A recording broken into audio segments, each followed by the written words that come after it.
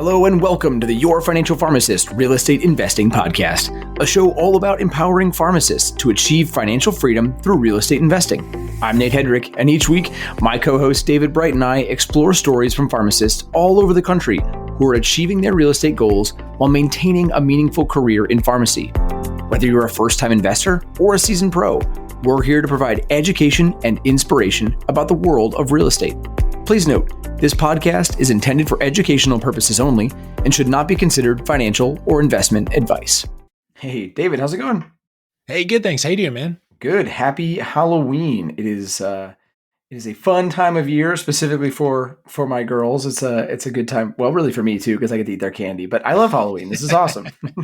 Yeah. What are your kids going as this year? The almost required costume for my girls, which is going as princesses. They pretty much are princesses every year, and so this year is the exact same, just different princesses every year. So I have to buy multiple dresses, of course. What about your kids? Yeah. My youngest is going as a unicorn again. She is in the unicorn phase. She wants to be a unicorn again. That's awesome. My oldest now is getting into Marvel movies, so she wants to be Spider-Woman this year. I love that. We'll Actually, see that. Here you go. I have my Mandalorian reference shirt on. It says the Dadalorian. So yeah, nice. Me and your daughter clearly get along. It's perfect. I like it. So it sounds like our kids are having more fun than they are necessarily trying to scare anybody, which is probably a good thing. But we wanted to change that a little, right?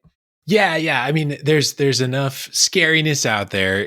We don't necessarily need to bring more, but certainly I think that the scariness of Halloween transitions into the scariness of real estate, because I think this is a topic that scares a lot of people, right? Yeah, and we figured what better way to celebrate the holiday than to scare all of our audience with some scary stories, right? We were really trying to map this out and thinking about podcast topics for the quarter and for the season, and said, what if we did a spooky and scary things that can happen in real estate episode? So that is what we're going to be bringing you guys today. Yeah. And really all you have to do is mention to like 3 different people that you're considering investing in real estate, and you'll undoubtedly get at least 2 of those 3 people to tell you scary stories of like, well, I heard that my uncle's roommate's dog watcher's cousin had this scary thing that happened in real estate investing, and you shouldn't do it because it's scary. And, those scary stories have a way of kind of growing a life of their own and becoming mythical and magical. And to some extent that's deserved. Scary things can happen, right? Owning houses can cause headaches over time, certainly more than maybe just buying index funds as a retirement strategy. So, there's some part of that that's deserved, but there's some part of that that's probably overhyped as well.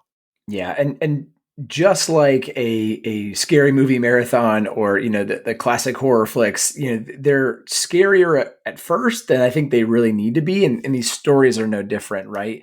The things that you hear about often are occurring very infrequently, or they're stories that are over exaggerated because someone didn't prepare well. So with many of the stories that we hear floating around, we thought we would go through and just really try to shine some light on what sounds like a really spooky story, but might not be the case. Yeah, like we recently recorded episode 77, which is focusing on those figure outable problems. To quote Rachel again, like that, love that quote, those figure outable problems. And that got us thinking even more about some of these scary stories that we've heard. And we've heard these from several guests along the way. And then how those don't have to be all that scary once you break down the issue and you break down the solution. So we didn't want our own perceptions to be the only voice in that discussion, but we wanted to bring in some other past podcast guests that were willing to record a spooky story that they have from their investing, and then how they got through that, got to the other side of that, and it turned out to not be quite as spooky once they turned the lights on. Yes, a huge, huge thank you to our contributors that sent in their spooky stories. Really appreciate it. Again, makes the podcast rather than listening to me and David all the time. So we'll start with Dylan. Dylan's been on the show before. Again, he had a terrible, awful flood happen, and we want to take you to that because, again, it's a legitimately scary story, or at least it sounds that way up front. We owned a duplex in Cincinnati. It was a 3-bed, 2-bath on top of a 3-bed, 2-bath. The upstairs water heater ended up breaking, and the upstairs tenant did not know how to turn off the water. And my partner and I were both at the pharmacy, so we couldn't go and get over there in time. It ended up ruining the bottom unit, water damage everywhere, messed with some of the electrical, HVAC, etc.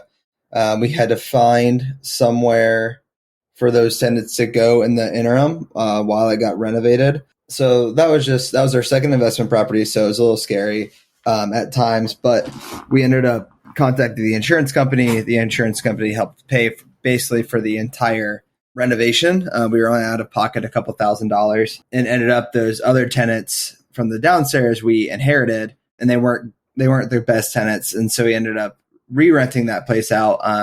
It was newly renovated, brand new, and we got higher rents in the end.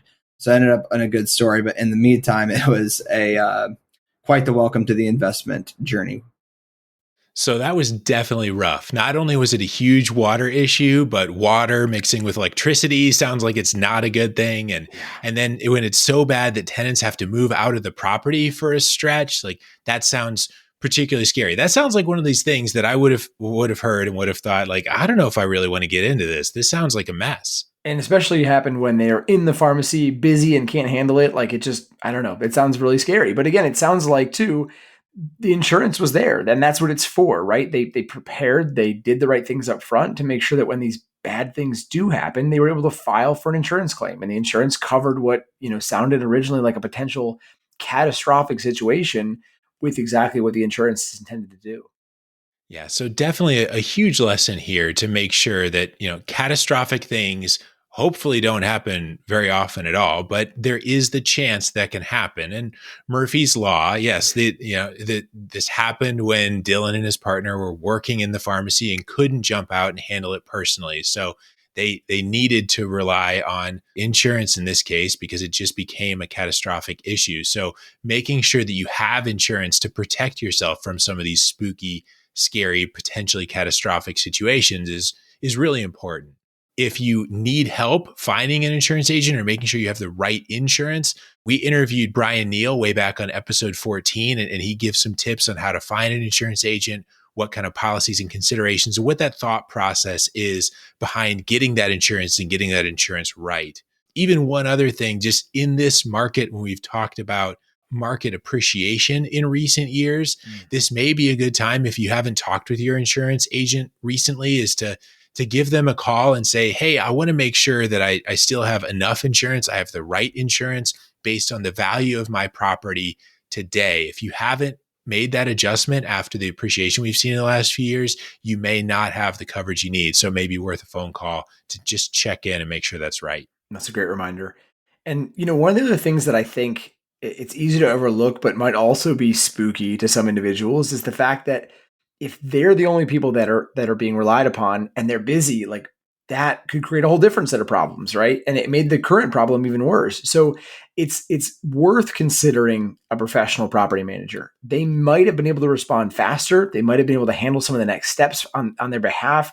There's a lot of things that the property manager could have helped with potentially that may not have seemed like important up front. And again, it's easy to handle when you're just dealing with day-to-day tenant issues. But when these big crises occur, that tenant or that property manager might be more beneficial. So there's no right or wrong answer to that, but it's just something to think about, something to consider as you ponder your investment strategy. Yeah, and we've talked about that a few different times in different podcasts, the potential value of having a professional property manager, the potential value of doing that yourself. I know, Nate, you kind of do both, where you manage some properties yourself and you have a property manager for others. So, that certainly is a factor and is something that you can consider. But the whole topic of property management can even create some scary situations as well. And so that really brings us to our second guest, Jared Wonders, who's been on the podcast twice now. Jared's a great guy. Let's jump to his story here. We've certainly had quite a few stories that we can tell people from our real estate experiences, but the one that really sticks out in my mind, and one that was kind of, a little bit scary, but also ended up being one of the best decisions we've ever made as far as the real estate process goes, was we had a contract with our property manager for about a year. And if we terminated the contract early, it was one of those things where we would have to pay a fee and, whatnot. But I wanted to talk to our property manager that was taking calls from our tenants. So I called her, and come to find out, I couldn't even leave a voicemail on her voicemail list. So it was that point where I was just thinking to myself, like, if I'm not getting the customer service that that they're getting, there's no way that my tenants' needs are being addressed if they even come up. So we had a couple of red flags before that experience with our property manager, but that was the last straw. And at the point where we decided to self-manage, which, does take up a little more time, but honestly, one of the best decisions we ever made for us, just because we do not have many properties, and it was just made it, cutting out the middleman was just a good thing for us. And now we have our own systems in place and our own contractors that can come out and deal with the situation very quickly, and I think much quicker than a property management company might be able to deal with, at least in our particular area. So it was just a very, very, very good and definitely needed change for us. We were able to take some of the changes that we made and some of the systems that we had put in place for our long-term rental directly into our short-term rental too. So just having those systems in place for us in regards to property management and self-managing for the long-term rental really helped us out, and being able to decide how to run things from a short-term rental perspective. So it gave us a lot of good insight into self-management, and again, just not looking back from the experience we had. It did actually work out that we had the property manager, because we realized that we could do as good a job or better, at least our minds, that we thought from the property manager experience that we had. But looking forward to, we realized that maybe in the future we may be maybe trying to outsource some of that property management as we kind of move forward and start to grow our business. So, but yeah, it was a spooky experience, but glad we went through it, and we think that we're all the better for it. And, speaking of property managers, Jared tells a scary story of a property manager that he thought would lighten his load and free up his time, like we were talking about before. But instead, it really wasn't somebody that he could entrust his investment with. So Jared, being a responsible, methodical, safety-oriented pharmacist just like us, he was able to take the challenge and honestly do a better job himself and save a lot of money in addition to that. Yeah. And further, he was able to learn a lot about the property management side and the long-term rental side, which tends to be, of the spectrum of long-term and short-term rentals, the long-term side tends to be the least labor intensive. It's a great place to start in terms of property management. But as he was able to get some experience and confidence there, that made him comfortable diving into the short-term property management, which is certainly more labor intensive, takes a lot more time and care and effort. So I know that's been an intimidating switch to a lot of investors that have thought about short-term rentals, but I know that's been an intimidating thing for me, and one thing that's kind of kept me back from doing the short-term rental side, because I recognize that complexity and the time commitment that sits there, and that's a big factor when transitioning. But because Jared forced himself to learn and dive in, that became much less of a barrier for him, much less of a hurdle, and he was then able to dive into having multiple different investment strategies out there, and was able to do so with confidence, which is just huge. Yeah, I completely agree. All right, I want to take you to our third former podcast guest. We've got Blake. Happy Halloween, everybody. My name is Blake Johnson, and I've been an investor in real estate for about 6 years. I was trying to think back on some stuff that's been, hard on us, or as you guys call it, spooky, since we're around the Halloween season. And one of the things that stepped out to me, now it wouldn't be that big of a deal, but at the time, we were trying to buy our fifth house, and we received an appraisal on it that was about $30,000 below what we expected it to be. And for us, that meant we were going to have to put in around $20,000 of our own money. We were a young investor, so at the time, that was a lot of cash for us.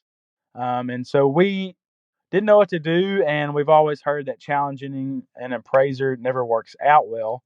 So we called our banker, and our banker actually worked with us and worked with the appraiser and got that adjusted. He had used an old listing, and it came back to being about $20,000 above we thought it should be worth. So it was a win for us in the end, but it was scary at the time, and we didn't know what to do. So moral of the story is, don't be afraid to challenge an appraiser, because sometimes it'll work out in your manner.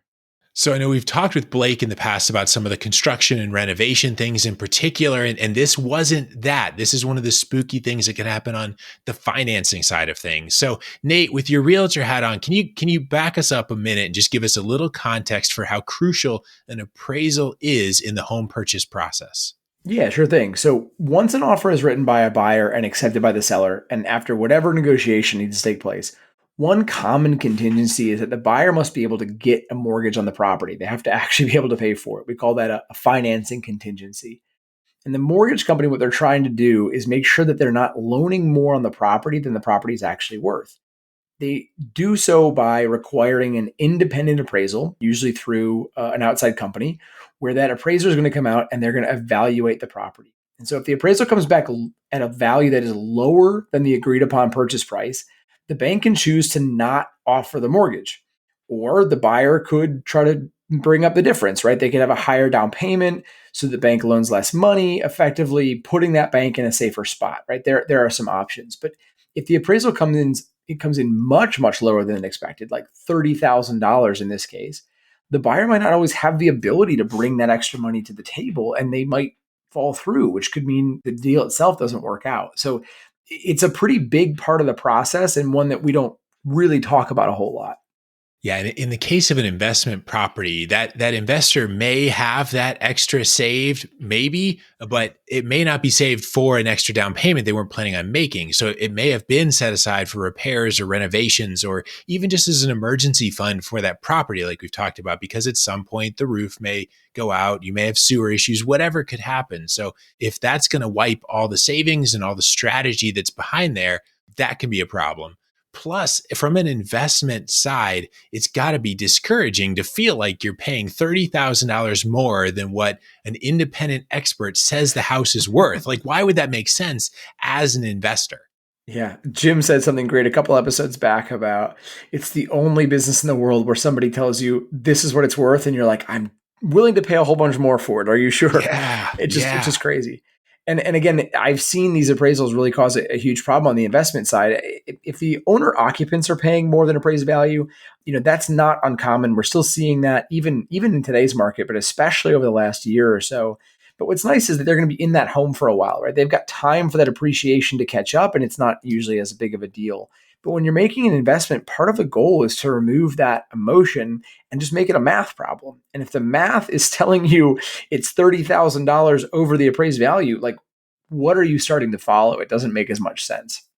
Yeah. However, all that is predicated on the assumption that the appraisal is correct. And so I tend to assume that, a licensed professional appraiser, they're going to get the right answer the majority of the time. That's what they've been trained on. That's what they know how to do. And so I tend to expect that appraisers are generally right. And it sounds like Blake had that same opinion of the appraiser's probably right, and challenging a professional at their own game. When I'm not a licensed appraiser, how am I going to do that and say, I think you're wrong? Like, how would that even work? Yeah, but we've seen time and time again where, and Blake presents a really interesting case where if you dig into the data and you find a flaw in that data, generally speaking, you can make a really good case. And a good realtor can help you with this if it becomes a problem. I mean, the rule is really to use the data and follow the data, obtain comparable sales within a relatively close time range, a relatively close geographical range, and try to account for the factors that might make one property different than another. And if you balance all that out, you can really start to truly compare a property. So for instance, a comparable sale might be geographically close, but if it's right next to busy train tracks or in a totally different school district or right next to a commercial property, those factors could all impact the value. And so if you can look at all of those pieces objectively, you can start to build your case to really start to challenge that first inclination. Yeah, and in this case, Blake went back through the data. Again, that requires reading that full report. These are oftentimes, 20 or more page reports, but getting into there, finding the data, finding those comps, when was it sold? And Blake mentioned that the comparable sale was really, really old. And so particularly in this market, we've seen all kinds of value fluctuation over the last couple of years by much greater magnitude of fluctuation than we would expect in more of a typical market season. So by citing that age and challenging that data and asking for the reconsideration, the appraiser swapped that out, used a different comparable sale, and that completely changed the math. And that was very helpful in changing the value to a number that made the investment make sense again. Yeah, and I think I'm at a pretty 50-50 split on success with this. I don't often see appraisal challenges working out, especially if somebody is just unhappy with the value.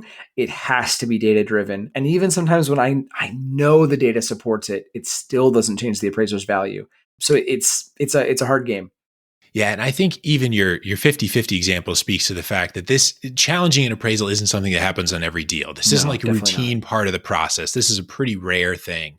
One situation that happened to me was I had an appraisal come back one time lower than expected on a single family home that we had renovated. And when I went through the report and I looked at what the appraiser had used as comparables, there was one house on the list that stuck out with a value lower than the others. So that caused me to check that house out. I pulled up the address. I looked at the pictures online. And when I looked at the listing photos online, I realized this is one that I had looked at when it was on the market. And I didn't want to make an offer on it because it needed so much work. It was like down to the studs, already demoed, like in really bad shape. And that was used as a comparable for this renovated house. So, I'm assuming that the appraiser was doing multiple things at once and just had this in the wrong stack. And so, certainly like mistakes happen, right? Like that happens to everybody. So we were able to, I messaged the lender and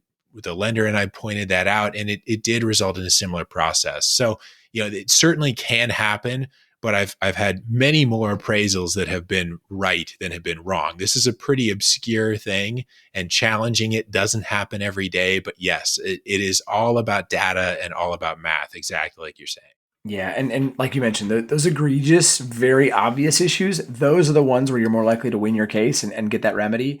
Someone deciding that a house is condition 3 instead of condition 4, which if you've read any appraisal reports, you'll understand what I'm talking about, or condition 4 versus condition 3, those are harder to challenge, right? Some of that is truly subjective from the appraisal, and it makes it difficult.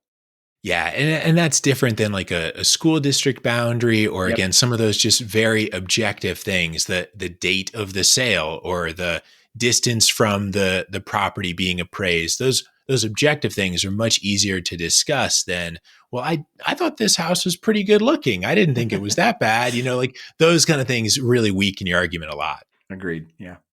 So with those 3 spooky stories, I'm hopeful that these investors' successes in moving through that horror story and getting to the other side of it can make it seem less spooky, that a lot of these are figure-outable problems. And I also want to give a huge thank you to these former podcast guests who recorded their spooky story.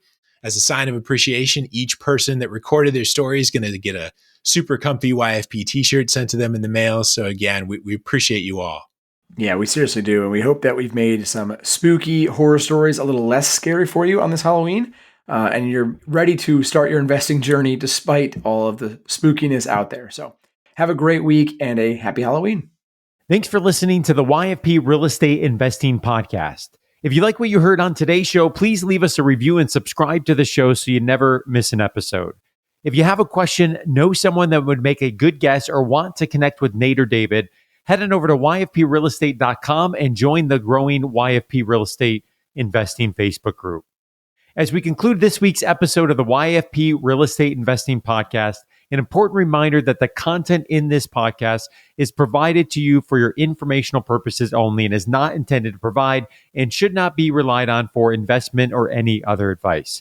Information in the podcast and corresponding materials should not be construed as a solicitation or offer to buy or sell any investment or related financial products. We urge listeners to consult with a financial advisor with respect to any investment. Furthermore, the information contained in our archived newsletters, blog posts, and podcasts is not updated and may not be accurate at the time you listen to it on this podcast. Opinions and analyses expressed herein are solely those of your financial pharmacist, unless otherwise noted, and constitute judgments as of the dates published. Such information may contain forward-looking statements which are not intended to be guarantees of future events. Actual results could differ materially from those anticipated in the forward-looking statements. For more information, please visit yourfinancialpharmacist.com/disclaimer. Thank you for your support of the YFP Real Estate Investing Podcast. Have a great rest of your week.